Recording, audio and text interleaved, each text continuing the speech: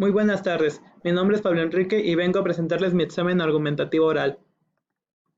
Para el escenario 1 nos piden la primera pregunta de la resistencia de protección. Para esto debemos de recordar que la ley de Ohm se basa en que el voltaje es igual a la intensidad por la resistencia. Y en este caso nos dan la intensidad mínima de 20 mA, un voltaje tentativo de 2.1. Entonces realizamos el respectivo despeje.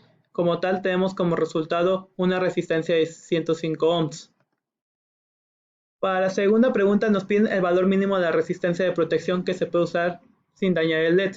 En este caso debemos considerar que, tomando como referencia la ley de Ohm, entre mayor intensidad haya, menor va a ser la resistencia. Entonces con esta base conservamos nuestro mismo voltaje de 2 volts, pero aumentamos la intensidad a 50 mA.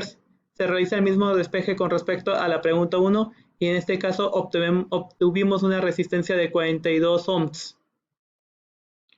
Para esta última pregunta nos dicen que si es posible armar un circuito si contamos con ciertas resistencias. En mi opinión no es posible realizar este proceso, ya que si nos basamos en los circuitos en paralelo y en serie, obtenemos que al intentar obtener resistencias equivalentes solo llegamos a un aproximado. En este caso, este circuito muestra que hay dos resistencias de 100 en serie y una en paralelo con 220 y solo se llega a un aproximado de 104.76, pero no se puede considerar esto debido a que no se alcanza tampoco la intensidad requerida.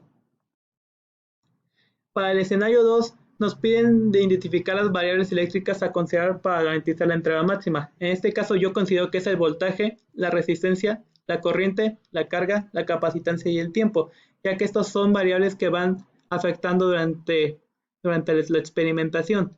En este caso, sabemos que el tiempo es fundamental porque la carga, la intensidad y el voltaje van a ir cambiando. De la misma forma, la resistencia es un factor fundamental porque entre mayor resistencia haya, puede disminuir el voltaje o la intensidad. En la segunda pregunta nos dicen qué se necesita para garantizar que el capacitor sea cargado en 10 segundos con una carga al 99%. Aquí debemos de tomar en cuenta lo mismo. Aquí lo que se puede tomar en cuenta es tener un voltaje demasiado alto, ya que cuando tenemos esto, entonces no tiene un cierto efecto la resistencia y la capacitancia, como se puede basar en la fórmula de la carga con respecto del tiempo.